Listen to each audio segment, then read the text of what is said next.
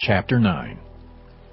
Jesus stepped into a boat, crossed over, and came to his own town.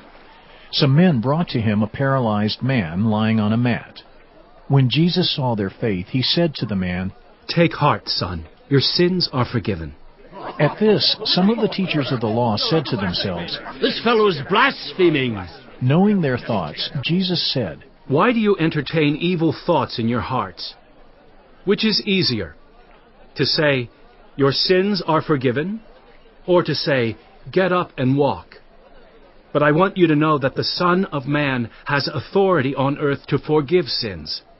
So he said to the paralyzed man, "Get up, take your mat, and go home." Then the man got up and went home.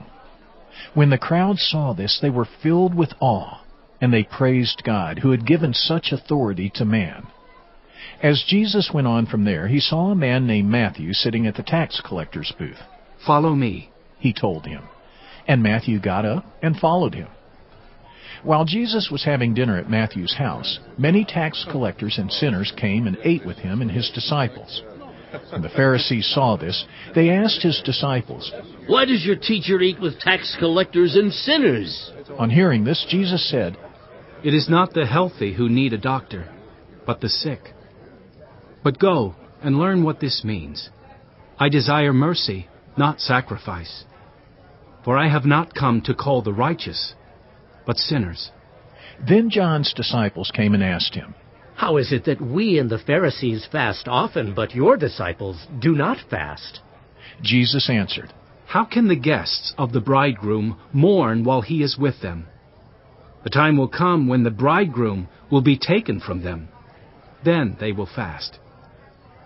No one sews a patch of unshrunk cloth on an old garment, for the patch will pull away from the garment, making the tear worse. Neither do people pour new wine into old wineskins. If they do, the skins will burst, the wine will run out, and the wineskins will be ruined. No, they pour new wine into new wineskins, and both are preserved." While he was saying this, a synagogue leader came and knelt before him and said, "My daughter has just died, but come and put your hand on her, and she will live." Jesus got up and went with him, and so did his disciples. Just then, a woman who had been subject to bleeding for 12 years came up behind him and touched the edge of his cloak. She said to herself, "If I only touch his cloak, I will be healed." Jesus turned and saw her. "Take heart, daughter," he said.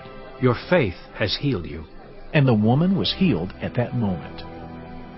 When Jesus entered the synagogue leader's house and saw the noisy crowd and people playing pipes, he said, "Go away. The girl is not dead, but asleep."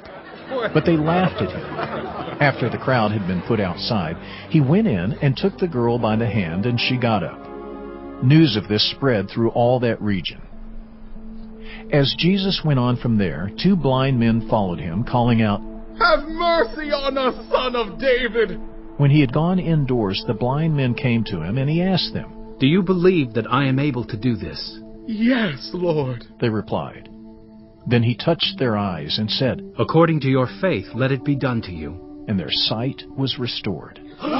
Jesus warned them sternly, "See that no one knows about this." But they went out and spread the news about him all over that region. While they were going out, a man who was demon-possessed and could not talk was brought to Jesus. And when the demon was driven out, the man who had been mute spoke. The crowd was amazed and said, "Nothing like this has ever been seen in Israel." But the Pharisees said, "It is by the prince of demons that he drives out demons." Jesus went through all the towns and villages, teaching in their synagogues, proclaiming the good news of the kingdom and healing every disease and sickness. When he saw the crowds, he had compassion on them because they were harassed and helpless, like sheep without a shepherd. Then he said to his disciples, "The harvest is plentiful, but the workers are few. Ask the Lord of the harvest, therefore, to send out workers into his harvest field."